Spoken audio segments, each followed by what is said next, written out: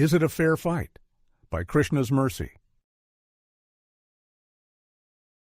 Hari Suresho Narloka Pujito Hitaya Lokasya Characharasya Kritva Virupam Chapuratma Maya Hiranyakam Duhakkaram Nakaish Chinat. Quote, Shri Hari, who is the Lord of the demigods, who is worshipped by the people of the world, for benefiting the moving and non-moving beings of the world, took that dreadful form through his own energy and tore apart Hiranyakashipu, who caused suffering to so many with his nails. Narasimha Purana 44:43.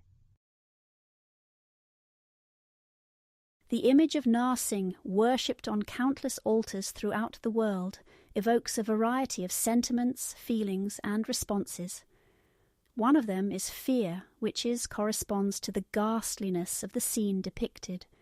You have this lion figure, who is also kind of a human being, ripping through the insides of a helpless victim. The intent is obvious. There is no ambiguity to the purpose. The lion person wants to kill. They have found their target. They are getting to work, so to speak. Of course, since this image sits atop an altar in a room which likely features marble flooring and a rose-like scent, in an establishment erected for the express purpose of worship, there are also people who meditate fondly on that image. There is an accompanying set of prayers the worshippers might memorize called the Narsingh Kavacha Stotram. They look to this lion man as a kind of god, actually the highest god. They worship through this image. We understand that there is a reason for the worship. The violence is intentional and the victims supposedly deserved everything they received. The scene is ghastly nonetheless. If God is taking the form of a lion, why is that a fair fight? What chance did the victim have? Why dominate over someone like Hiranyakashipu, who was a mere mortal? What does that prove from the side of God? Does he feel the need to show everyone just how powerful he is? The guarantee of death should be proof enough, if you ask me. Why not appear as an ordinary man and give Hiranyakashipu a fighting chance? Why tear through the insides of someone who is alive? Can you see why people might object to the reverence surrounding this image? If God can do this to one person, what is to stop him from doing the same to others? Why try to make people more afraid than they already are? Was the violence perpetrated against Prahlad fair? Was it fair to target an otherwise innocent 5-year-old boy? Was it appropriate to violate the unspoken but well-established covenant between father and son that the father will love and provide protection unconditionally? Was it fair to treat Prahlad worse than any prisoner held in captivity, pumped for secret information? Was it fair for the powerful father to torture someone so helpless?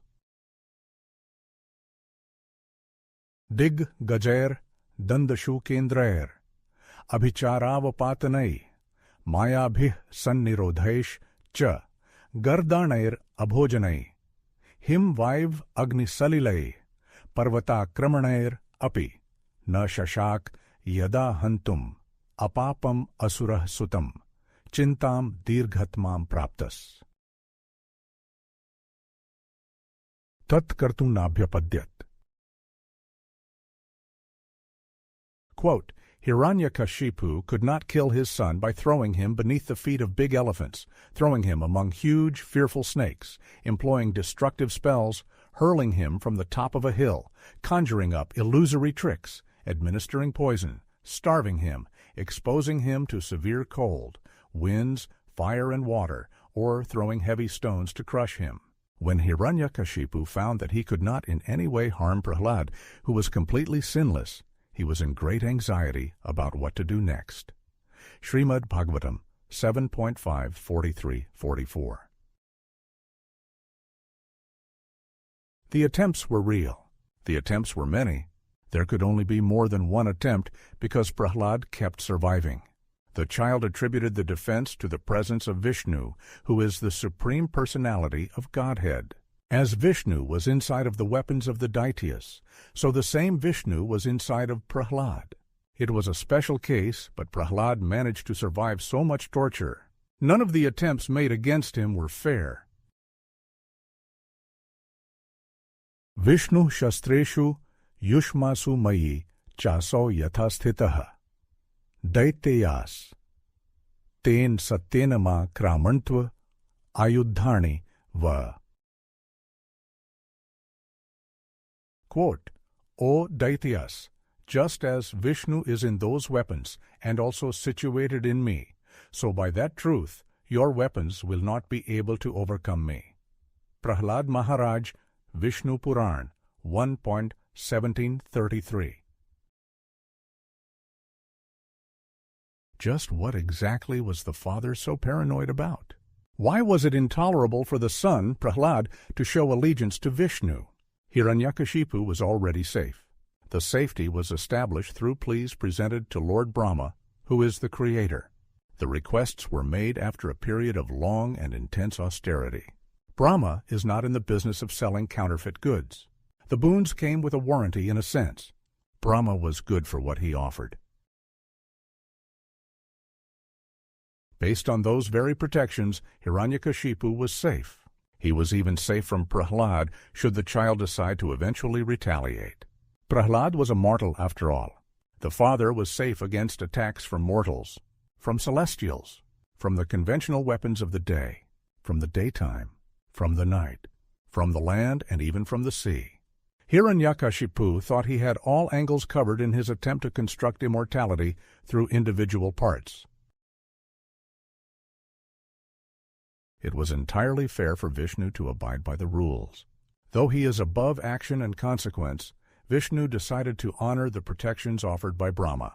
It was a manner of etiquette to appear as a response to mocking words directed at a pillar. It was kindness for Vishnu to appear neither as a beast nor as a man.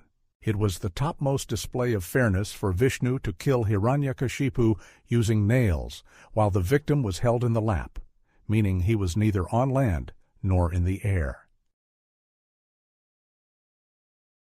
Given the violence inflicted against the helpless Prahlad, it was appropriate for Vishnu to appear and return the favor to the perpetrator. Devotees hold the scene in high regard due to the unbelievably kind nature of the Supreme Lord, who breaks from his position of neutrality to favor those who are dedicated to him in an unbreaking vow. Vrata. In closing, following unbreaking vow, explanation for how, from a pillar to appear, and rivals quickly to clear, where victim on lap to sit, with nails in half to split. All for devoted Prahlad came, a return on father without shame.